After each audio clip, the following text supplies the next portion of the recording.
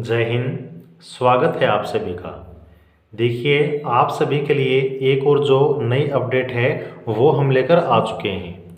यहाँ पर आपको जैसा कि हम बता चुके हैं बीआरओ ग्रीफ में जो आपकी नई वैकेंसी है एडवर्टाइजमेंट नंबर 02/2025।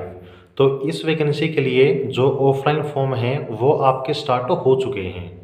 यहाँ पर आज हम इस वीडियो में आपको बताने वाले हैं कि इस वैकेंसी के लिए जो ये आपका ऑफलाइन फॉर्म है वो कैसे आपको फिल करना है और यहाँ पर क्या क्या चीज़ें इस फॉर्म के साथ आपको अटैच करनी है, कहाँ पर आपको भेजना है।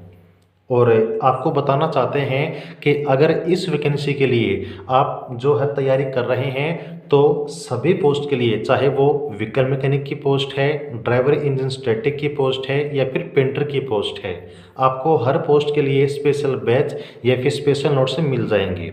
इसके लिए जो है आपको नीचे व्हाट्सएप नंबर दिया हुआ है, वहाँ पर आप कांटेक्ट कर सकते हैं। और पिछली भर्तियों में इन सभी पोस्ट से हमारे बच्चे सिलेक्ट हुए हैं, इसका प्रूफ भी आपको जो है चैनल पर मिल जाएगा, वहाँ से भी आप सारी चीज़ें देख सकते हैं।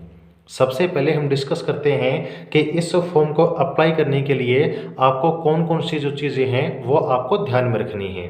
तो सबसे पहले देखिएगा, ये जो आपका एक लिफाफा है जिसमें सभी डॉक्यूमेंट आपको भेजने हैं, एक तो ये आपके पास होना चाहिए। इसके अलावा यहाँ पर ये जो आपके 4 पेजेस हैं, ये अलग अलग 4 पेज हैं, ये सब जो है आपको फिल करने हैं और आपको अपने फॉर्म के साथ सभी डॉक्यूमेंट अटैच करके भेज देने हैं। तो हम बात करते हैं कि इस फॉर्म को फिल करने के लिए आपको सबसे जो ज़्यादा ज़रूरी चीज़ें ध्यान में रखनी हैं वो कौन सी हैं। यहाँ पर देखिए, इस फॉर्म को फिल करने के लिए जो आपके एप्लीकेशन फॉर्म हैं वो स्टार्ट हो चुके हैं और फॉर्म को फिल करने की जो लास्ट डेट है वो आपकी 24 नवंबर 2025 रहने वाली है। तो फॉर्म आपको इस तरीके से अप्लाई करना है कि वो इस डेट तक जो आपका दिया हुआ एड्रेस है वहाँ पर पहुँच जाए। अब यहाँ पर आपको हमने दिखाया है कि एक तो एप्लीकेशन फॉर्म, एक आपका एनवलप, इन सभी के साथ यहाँ पर कुछ डॉक्यूमेंट हैं जो कि आपको अटैच करने हैं। वो कौन कौन से हैं सबसे पहले वो देखिए। तो एक बात आपको सबसे स्टार्टिंग में जो याद रखनी है कि डॉक्यूमेंट आपको ओरिजिनल नहीं भेजने होते हैं। जो डॉक्यूमेंट की फ़ोटोकॉपी है उस फोटोकॉपी को सेल्फ अटेस्टेड करके आपको भेजना होता है। और जो फॉर्म आप भेजने वाले हैं, कान खोल के सुन लीजिए, किसी को भी सिंपल यानी कि ऑर्डिनरी या फिर स्पीड पोस्ट नहीं करना है। रजिस्टर्ड पोस्ट के द्वारा ही आपको फॉर्म दिए हुए पते पर भेजना है। डॉक्यूमेंट कौन कौन से लगाने हैं, एजुकेशन क्वालिफिकेशन के सभी कागज। अगर मान लीजिए आपने 10th +2 या फिर ITI या फिर कोई भी हायर क्वालिफिकेशन फॉर्म में ऐड की है तो वो डॉक्यूमेंट आपको अटैच करने हैं।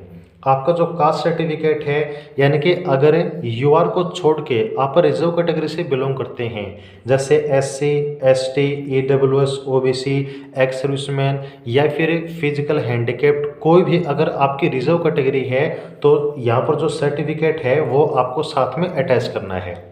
इसके बाद आपको पता है जर्नल EWS OBC इन सभी को 50 रुपये की फ़ीस पे करनी है। SC ST को नहीं करनी है। तो अगर फ़ीस आपको पे करनी है तो उसको कैसे पे करना है, पे करने का लिंक उसके ऊपर भी वीडियो अवेलेबल है, उसका लिंक आपको वीडियो के डिस्क्रिप्शन में मिल जाएगा।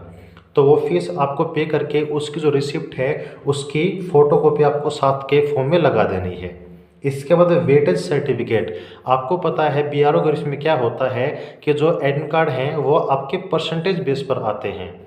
तो अगर आपने अपनी जो 10th क्लास है या फिर ITI है उस परसेंटेज के साथ में कोई भी वेटेज आपने जो है अगर प्राप्त की है तो उसका जो सर्टिफिकेट है वो भी साथ में आपको लगाना होगा। यहाँ पर भर्ती की पूरी जानकारी, वेटेज की जानकारी, सिलेक्शन प्रोसेस की जानकारी, इन सब के ऊपर हमने वीडियो बना रखी है। उसका लिंक भी आपको जो है इसी वीडियो के डिस्क्रिप्शन में मिल जाएगा, वहाँ से आप वीडियो को देख पाएंगे। इसके बाद आपका डोमिसाइल लगाना है, आपका आधार कार्ड आपको लगाना है।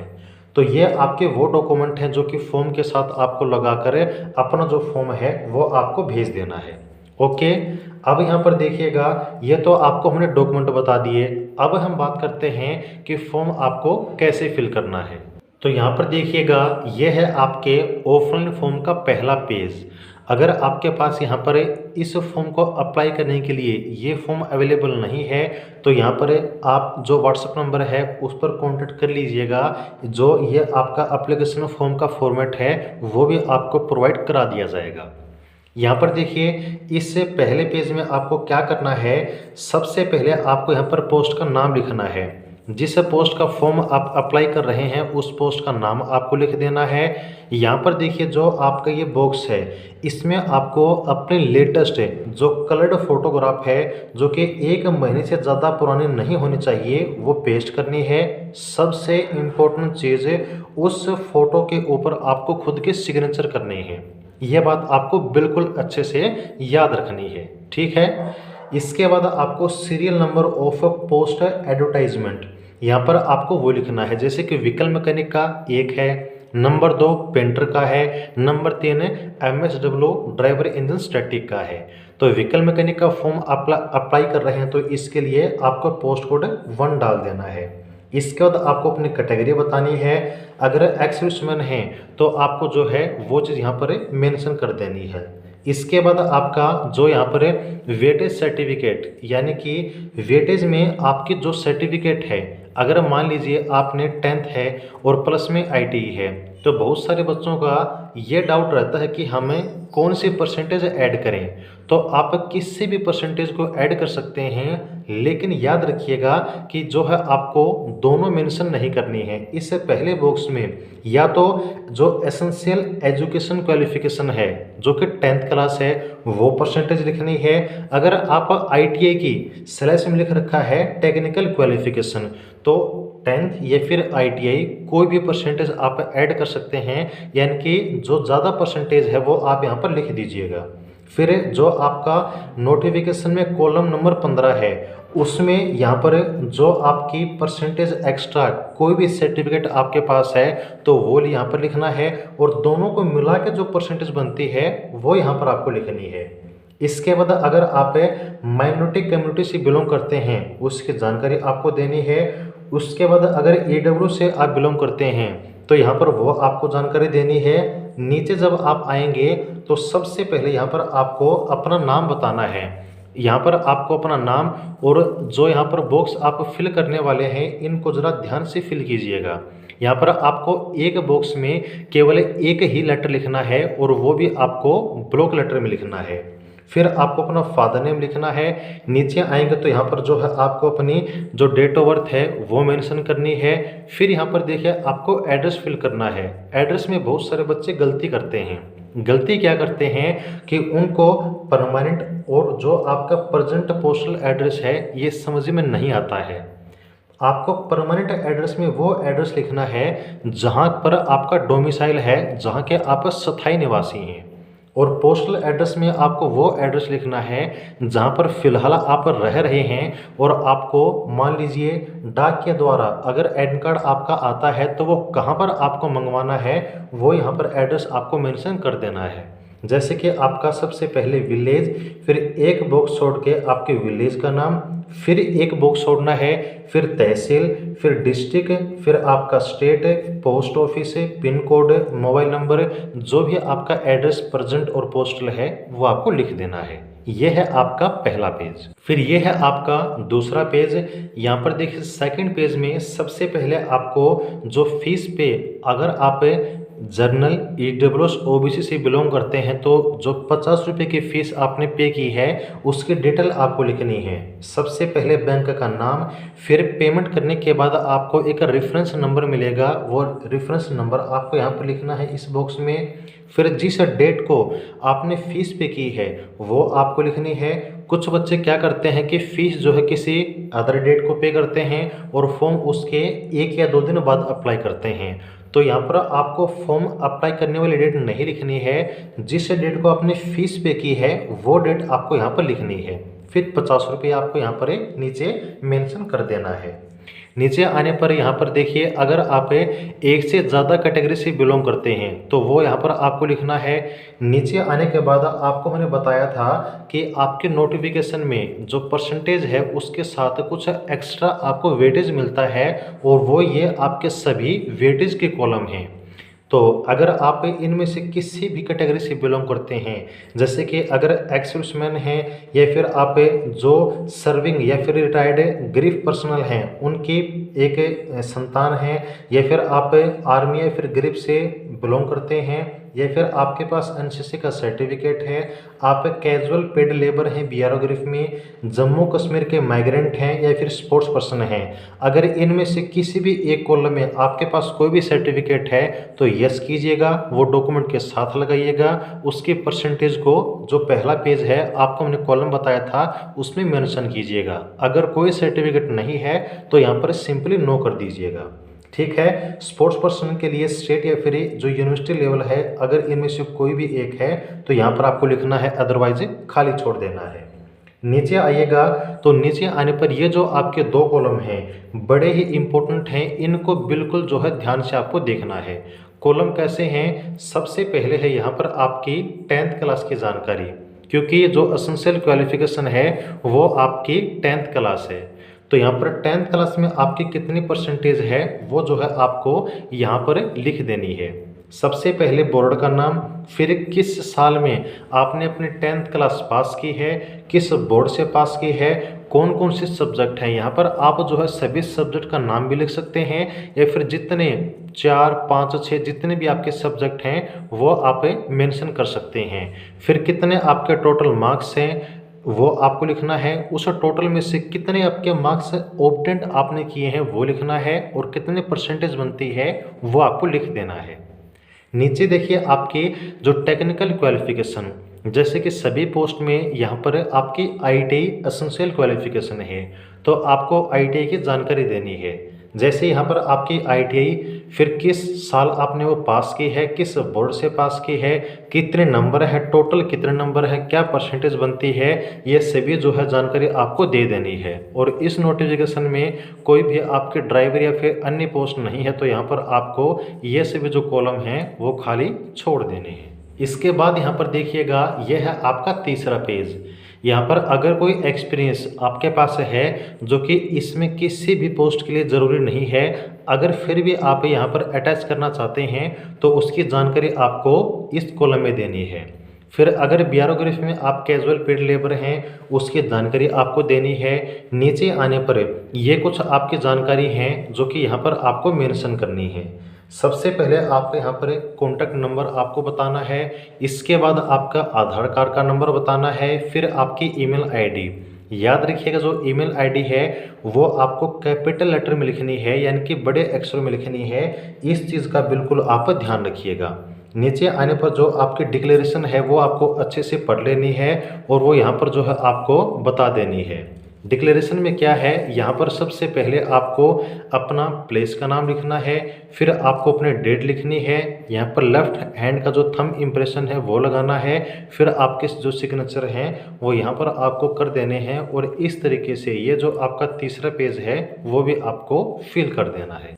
इसके बाद ये है आपके फॉर्म का 4th और लास्ट पेज, और इस पेज में यहाँ पर सबसे पहले आपको पोस्ट का नाम लिखना है। इस बॉक्स में आपको कुछ भी नहीं लिखना है, लेकिन ये जो आपका लेफ्ट साइड का बॉक्स है इसमें खुद की जो फ़ोटो आपने पहले पेज पे पेस्ट की है वहीं उसी तरीके की सेम फ़ोटो आपको जो है पेस्ट करनी है। लेकिन फर्स्ट पेज की तरह इस पेज पर आपको फ़ोटो के ऊपर सिग्नेचर नहीं करने हैं। इस बात को बिल्कुल अच्छे तरीके से आपको याद रखना है।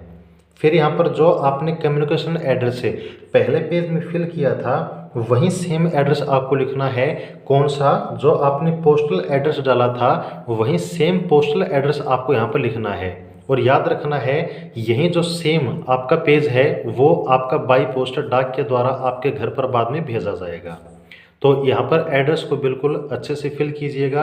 यहाँ पर सबसे पहले आपको अपना नाम, फिर आपके पापा का नाम, house number, village, post office, आपका तहसील, डिस्ट्रिक्ट, स्टेट, पिन कोड और आधार नंबर, ये सब आपको फिल करना है। यहाँ पर फिर अपने सिग्नेचर और जो लेफ्ट हैंड का थंब इम्प्रेशन है वो आपको लगाना है।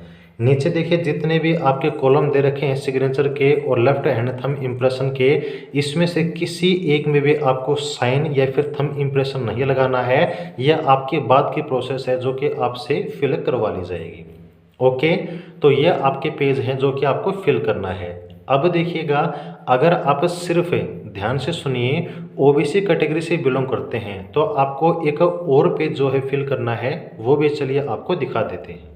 यहाँ पर देखिए, अगर आप ओबीसी कैटेगरी से बिलोंग करते हैं, ओबीसी में भी एनसीएल से, यानी कि अगर नॉन क्रीमी लेयर से आप बिलोंग करते हैं तो ये एक जो पेज है वो आपको यहाँ पर फिल करना है। इस पेज में आपको कुछ भी नहीं करना है। यहाँ पर सिंपली आपका नेम, फादर नेम, आपका विलेज, डिस्ट्रिक्ट, स्टेट और जो आपकी कैटेगरी उससे बिलोंग करते हैं वो आपको फिल करना है। और नीचे आने पर यहाँ पर सिर्फ डेट और आपके सिग्नेचर ये फिल करके जो है आपको फॉर्म के साथ अटैच कर देना है। सिर्फ ये आपके डॉक्यूमेंट हैं जो कि आपको फिल करने हैं। लास्ट का ये जो पेज बताया है बिल्कुल ध्यान से सुन लीजिए, सिर्फ ओबीसी में नॉन क्रीमी लेयर से जो बच्चे बिलोंग करते हैं उन्हीं को फिल करना है। तो यहाँ पर देखिएगा, ये जितने भी आपको हमने डॉक्यूमेंट बताए हैं और जो एप्लीकेशन फॉर्म आपको बताया है, ये सभी फिल करके डॉक्यूमेंट को अटैच करके और इस प्रकार का ये जो आपका एक एनवलप है ये आपको ले लेना है। इस एनवलप के अंदर सभी डॉक्यूमेंट फॉर्म आपको डाल देना है और इस लिफाफे के ऊपर कुछ ये सब आपको लिख के और आपका जो बीआरओ ग्रीफ का एड्रेस है, कौन सा एड्रेस है, यहाँ पर 2 लिखने के बाद ये जो आपका ग्रीफ सेंटर पुणे का एड्रेस है, इस दिए हुए एड्रेस पर फॉर्म आपको भेजना है। इस एनवलप के ऊपर ये आपको 4 चीज़ें लिखनी है। सबसे पहले application for the post of, आपकी पोस्ट का नाम, व्हीकल मैकेनिक या फिर पेंटर, ड्राइवर, इंजन स्टैटिक, जो भी पोस्ट का फॉर्म आप अप्लाई कर रहे हैं उस पोस्ट का नाम। फिर आपका जो एडवर्टाइजमेंट नंबर है वो आपको लिखना है 02/2025। फिर आपकी कैटेगरी और आपके परसेंटेज ये आपको लिखना है। यह आपका जो एक पेज है इसके पहले साइड में, और आपका एक और आपको चीज़ लिखना है आपका खुद का एड्रेस, जो कि आप यहाँ पर भी साइड में लिख सकते हैं या फिर ये जो आपका बैक साइड है लिफाफे का वहाँ पर भी आप लिख सकते हैं। इस तरीके से फॉर्म लिख के और ये जो आपका पूरा एड्रेस है वो आपको लिख देना है और रजिस्टर्ड पोस्ट के द्वारा फॉर्म आपको दिए हुए एड्रेस पर भेज देना है।